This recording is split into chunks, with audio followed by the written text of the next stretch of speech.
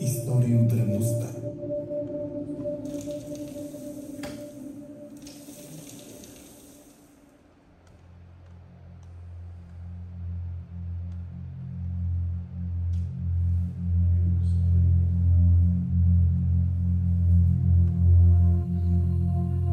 Магурата се намира само на 20 км от природния феномен Белоградчишки скали, в недрата на хълма, чието име носи. Тя е типична карстова пещера, формирала се преди около 15 милиона години, още под водите на древното Сарматско море. Останките от богатите му флора и фауна се превръщат в баробикови скали, в които подземна река извайва един изумителен вътрешен свят. Главната галерия следва пътя на тектонската пукнатина и се състои от преливащи се една в друга величествени зали, в които природата е моделирала най-невероятни, често причудливи форми. Някога пещерата е била убежище единствено за праисторическите хищници, като пещерна мечка и пещерна хиена. Докато един ден, в търсене на надежда за оцеляване в мразовитите дни на последната ледникова епоха, вече разумният човек не осъзнал предимството да я превърне в свой дом. Триумфалната зала е мястото, където са открити и все още се изследват останки от бита на нашите праисторически родители, като най-ранните следи от живот са датирани към 50 000 години преди новата ера. Огромното вътрешно пространство с постоянна температура от 12-13 градуса се е оказало идеално място за живот. Магурата е обитавана в продължение на хилядолетия, чак до 600 година преди новата ера. В определени периоди, поради трайно засушаване на климата, животът в нея е замирал.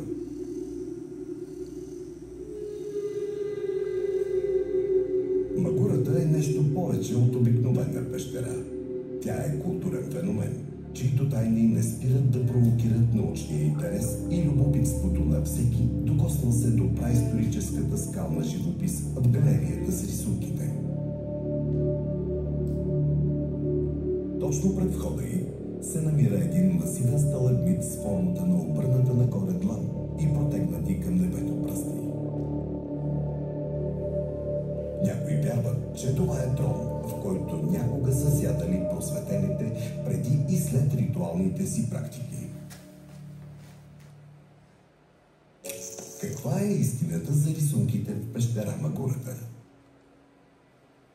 Праисторически дневник на битието на нашите предци или сакрални кодировки на техните ритуали и вярвания?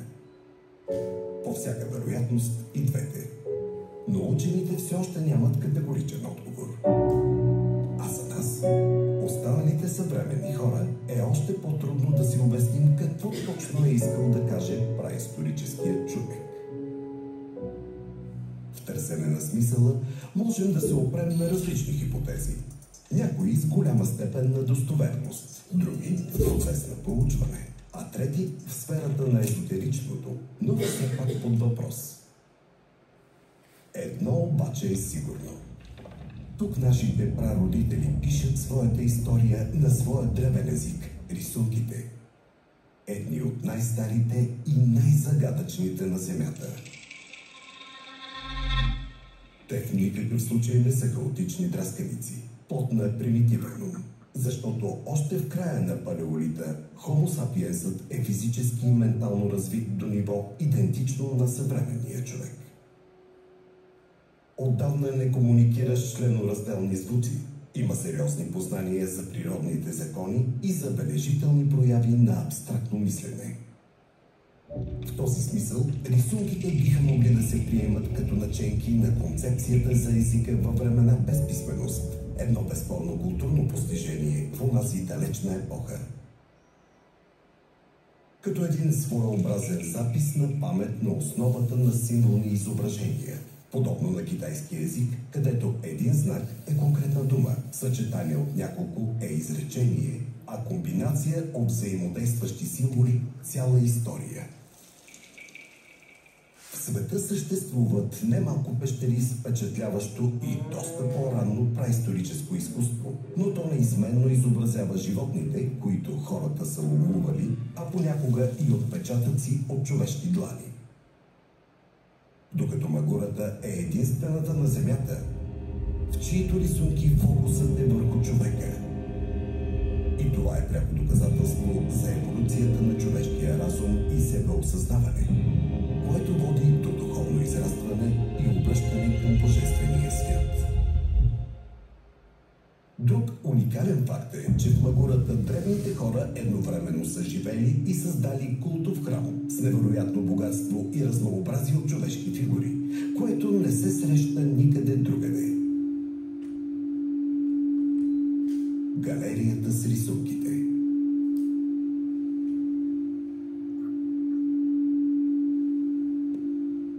Изборът ти за свещено пространство е бил напълно осъзнат. Плод на аналитична мисъл, защото всички пространства в пещерата, само тук температурата е цели 15-16 градуса, а влажността изключително ниска. Важни предпоставки за оцеляването на рисунките. От друга страна, финно изваяните от водата варовикови скали са се превърнали в естествено скално пано и върху него човекът решава да остави следа. Той рисува по белите стени с пръсти със своите праисторически бои, направени от един напълно неочакван материал – прилепно гуано. И това е още едно уникално в световен план явление. Гуаното са екскрементите на прилепите, които от хилядолетия живеят на колонии в магурата. Примесено с вода и глина, то се превръща в отличен материал за рисуване. И не само това. Когато изсъхне, гуаното създава върху скалата защитен слой, който предпазва от ерозия. И докато с времето варовиковите стени се изветрят, изображенията изпъкват спрямо тях в релеф, който на места достига до 9 мм. Възможно ли е именно по релефа да се определи възрастта на изображенията? И дали всички рисунки са правени по едно и също време? По този признак и по спецификата им може да се допусне, че първите рисунки от двете страни на галерията са по-стари от всички останали, правени с прилепна тор. От друга страна, наситеността на слоя гуано със сигурност е намалявала с вековете. Това не само разваляло рисунката, но отключвало и процеса на ерозия на скалата под изображението. Според химическия анализ, възрастта на прилепната тор от изображенията е 6000 години. Логично е да се приеме, че рисунките са стари, колкото и материала, с който са направени. Но съдейки по степента на изветрене на скалата около тях, отново може да се допусне, че върху по-ранни изображения е положен опреснителен слой гуано, а други са рисувани именно през ранната бронзова епоха в началото на 4-то хилядолетие преди новата ера.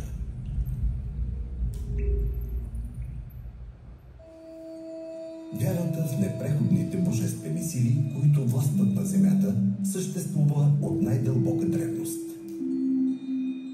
Затова в религиозните си ритуали човекът разказва на божествата за бита си, устроен по техните правила. Моли и нарича най-вече за успешен лов и за плодородие.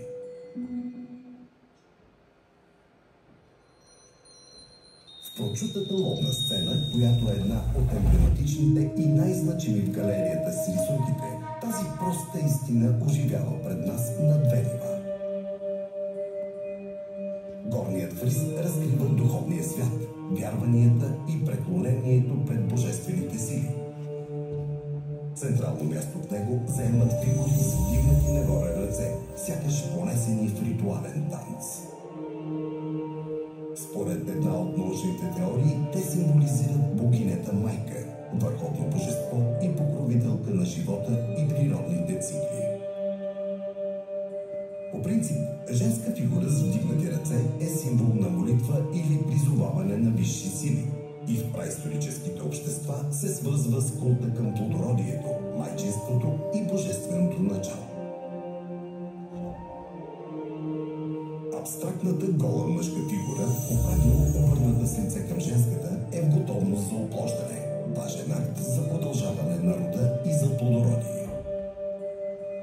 В този смисъл тя представлява мъжкото начало – жрец, ловец или дори бог, свързан с оплождането и силата. Предполага се, че тази двойка представя ритуал за плодовитост или сакрален брак. Тя е архетип на женското и мъжкото начало и баланса между тях, което също е основен принцип в древните вярвания. Затова и се повтаря многократно на различни места в пещерата.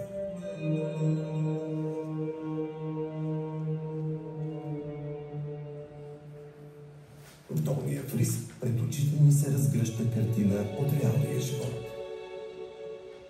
В нейния център праисторическият художник е поставил лова. Ловците са не един, а няколко, което показва, че това е било много важно колективно занимание. С тях върви куче, опитомено да служи вярно при преследването на дивеча, което в онези времена е било доста опасна дейност. Пред ловеца с насочен лък са показани стилизирани изображения на дивите животни, обитавали някога тези земи.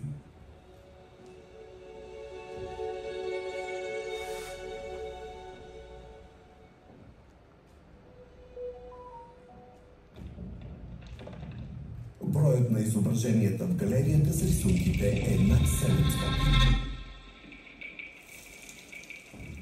Но ако се отчете фактът, че някои от тях са композирани от елементи, които сами по себе си могат да се приемат за отделни фигури, то числото набъбва над 1000.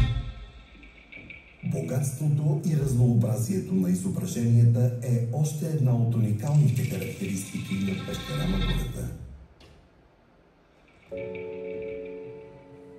Тези абстрактни фигури са сред най-загадъчните елементи на праисторическото изкуство. Подредбата, симетрията и символиката им е плод на целенасочена мисъл и осъзната изразност. А закодираното в тях послание, макар и все още неразчетено от учените, е сигурно доказателство за дълбокия духовен свят на нашите предци. Интересното е, че някои от символите напомнят знаци, срещани в други древни култури. А според една доста смела хипотеза, те могат да се разглеждат като прототип на букви от глаголицата, създадена няколко хилядолетия по-късно.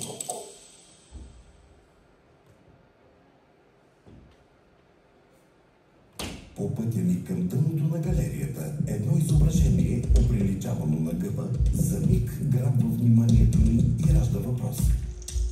Дали пък още тогава праисторическите жреци не са ползвали халюциногенни средства, за да изпадат в ритуален транс?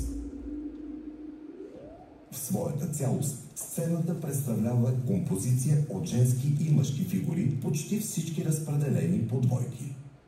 По всяка вероятност, те символизират свещени бракове или етапите на един брачен ритуал. Женските фигури са видимо по-едри от мъжките, а самостоятелната женска фигура в началото на композицията е най-голямата в галерията с рисунките – цели 130 см. От друга страна, мъжките фигури в тази, нека я наречем, семейна сцена, са доста по-обемни, но и по-схематични в сравнение с ловците и идеалистическите образи от ловната сцена. Интригуващ елемент е напречната черта между двата обърнати триъгълника, които съставят женското тяло. В едно от изображенията този детайл липсва. Следващото вече се появява като тънка линия през кръста, докато накрая приема форма на плътна панделка. Затова можем да допуснем, че той символизира етапите на бременността. А малките хоризонтални резки, които се забелязват до главите единствено на последната двойка, вероятно са символ на раждането.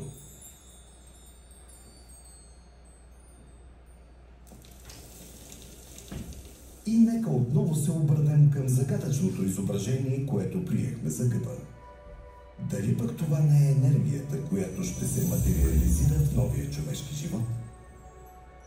Да, в древната символика и свят управляван от ритуали, всичко е възможно. Една от най-значимите находки в Магурата е слънчевият годишен календар. То е първото, което приковава погледа на спускане към слънчевата зала, в дъното на галерията с рисунките. Специалистите по праистория единодушно го определят като най-ранния открит до момента в Европа годишен календар. Според тях, сложната композиция от 366 фигури и знаци, колкото са дните в една високосна година, изобразява древна система за отчитане на времето, базирана на движението на Слънцето и сезонните цикли. И тук, както при повечето рисунки в Магурата, всеки образ може да се разложи на пиктограми. Детайлите, в които е закодиран смисълът. В центъра на слънчевия календар се намира антропоморфно изображение на Слънцето, което означава, че то е представено с човешки черти. Напречно, лицевият контур е пресечен от различни по размер линии, за които се предполага, че символизират дните в един лунарен месец. Възможно ли е създателите на този древен годишен календар да са приемали Слънцето като Бога баща, както природата, властваща на Земята, за тях е богинята майка? И ако е така, можем ли да допуснем, че всеки изолиран лъч носи слънчевата енергия, от която на Земята ще се роди живот? Символите около Слънцето маркират седмицата, сезонната ритмичност и важни събития от стопанския календар на древните хора, като пролетното и есенното равноденствие, лятното слънцестоене и времето за жътва. Теобразният символ, пресечен с кръг и напомнящ буквата Ф, се смята за знак на зимното слънцестоене, след което денят започва да расте. За праисторическия човек този ден имал значението на нашата Коледа. От друга страна, чистото теобразно изображение се свързва с знанието, съдбата и Бог като матрец-съзидател. Спомнете си академичните шапки, които се носят при дипломиране. Защо имат теобразна форма? Дали пък коренът на тази традиция не се крие в много по-дребна общочовешка символика, намерила място и в рисунките в Магурата?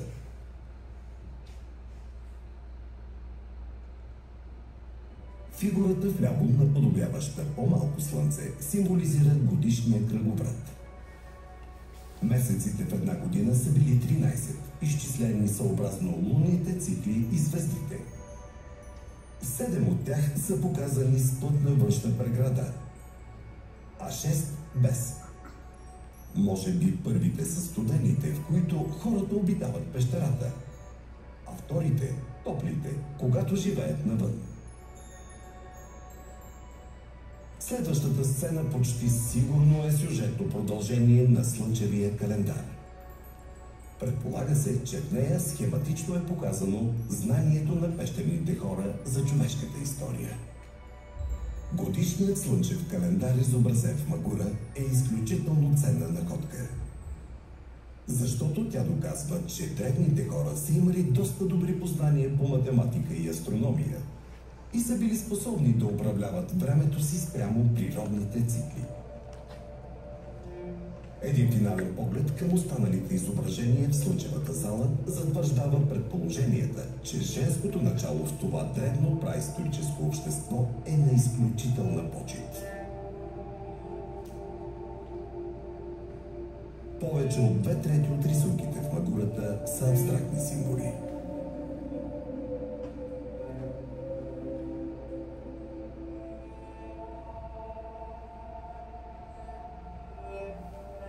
Сред тях обаче има един, който сериозно провокира интереса на учените.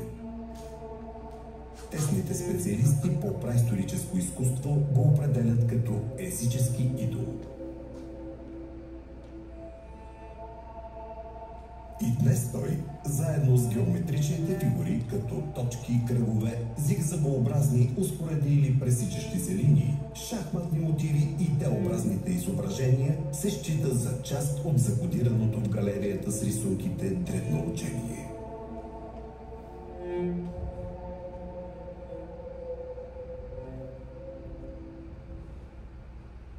Не случайно, по мнение на световните експерти, Магурата е изключителна културна забележителност, в която е представено художественото символно изразяване на цяла културна общност.